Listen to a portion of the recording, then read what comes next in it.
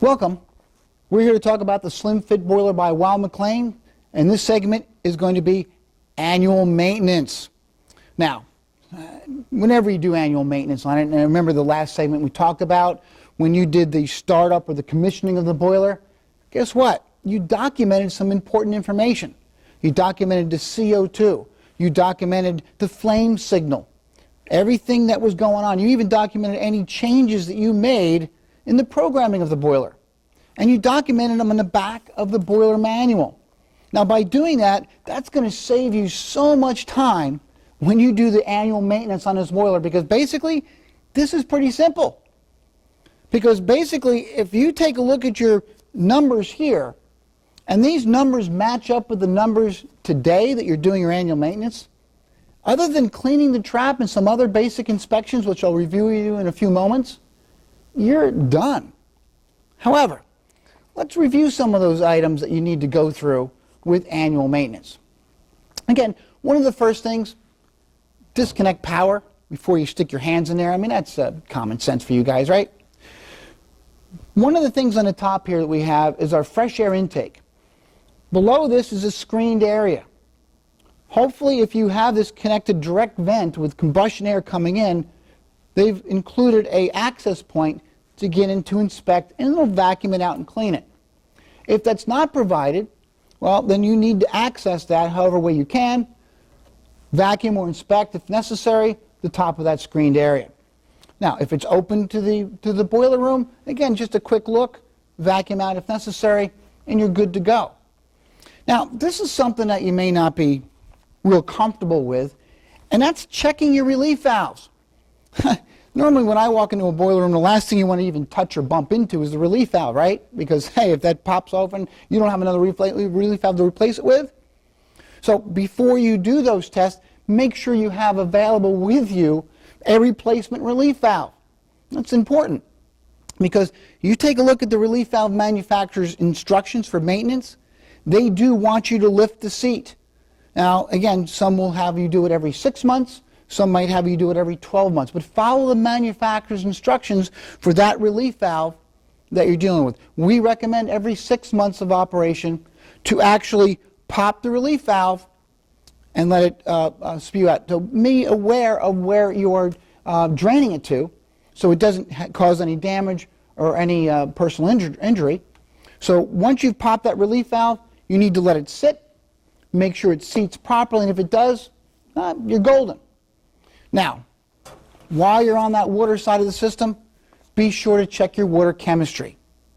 Your X100 inhibitor that was added on the commissioning of the boiler still should be in the system. Once that inhibitor is put in your systems, pretty much lasts forever. Unless you drain the system or add fresh water, that X100 inhibitor is there for good. So, if you had some leaks, or if you had some repairs made, circulators changed, what have you, there would be the times that you lose some of that inhibitor and it needs to be replenished. But this time, when you're doing your annual maintenance, you need to take a small sampling of that and a test kit to be sure the X100 inhibitor is in the proper strength to protect the boiler and the entire system. Now, once you've done that, you're going to fire this boiler up. You're going to fire it up just like you did on commissioning on the startup.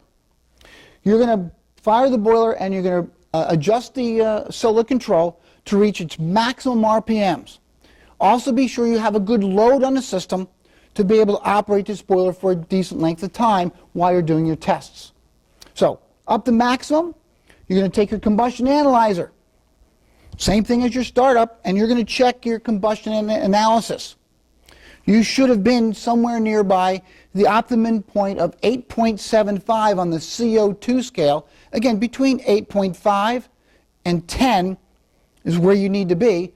8.75 is right in the middle. So if you're there and you've adjusted it, you're good to go. There's no more further you need to do as far as the heat exchanger cleaning or anything else. Your combustion efficiency is on target. However, if you check your combustion efficiency and you're way out of whack, or you're a little off and you need to be better with that adjustment, you may need to clean the heat exchanger. Easily remove the opening here, access the heat exchanger port, Again, now you're going to shut down your boiler, cool it off so you can handle the area in here. You're going to remove your cover plate once the boiler is cooled. You're going to clean between the sections with a service tool that's provided. Changer. Now, those pins are very tight and very close quartered. You're not going to get a brush in there. We have a tool, pretty much a 20 gauge piece of steel, flat with a handle. And if you don't happen to have one, or if you lost the one that's supposed to come with the boiler, you can make one out of a hacksaw blade, or again, just a small piece of flat steel would work as well. Because again, you're not scrubbing the heat exchanger. You're knocking down any debris that might be clogging the flue passageways during the combustion of the boiler itself. Because there's going to be some residue left behind a little bit. So you're going to bring this in at a 90-degree angle, and you're going to start from the bottom and work your way up. Now once you've cleaned from a 90-degree angle and you've worked your way up, you're now going to work on a 45-degree angle on your way up between the pins, and you're going to work on a 45-degree angle from the bottom up. Reason being is any sediment that's on top, you're not dropping it to the bottom and repacking anything down there. So you want to remove the debris by cleaning it this way. Now, once you've cleaned the heat exchanger, replace your panel. If necessary, replace the gasket, which comes in your maintenance kit. If you need one, I would strongly suggest having one with you. Put the door back on, recheck your CO2 with your combustion analyzer, and you should be good to go.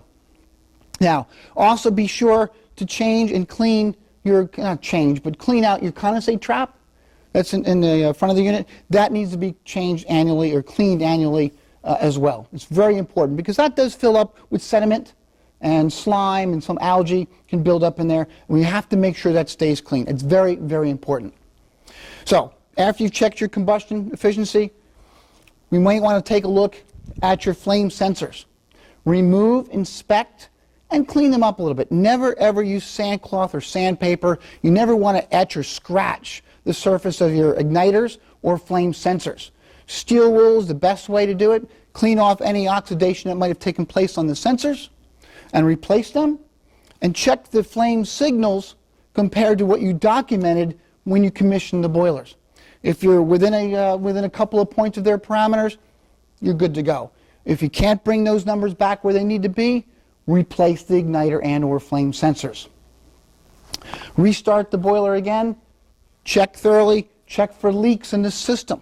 Remember, just because you're doing a startup on the boiler doesn't mean you shouldn't be looking at the entire system for other faults or leaks that you might have, because all that is going to affect your boiler as well. Now, once you've accomplished that, you're good to go. Thank you very much, and we'll talk to you in the next segment.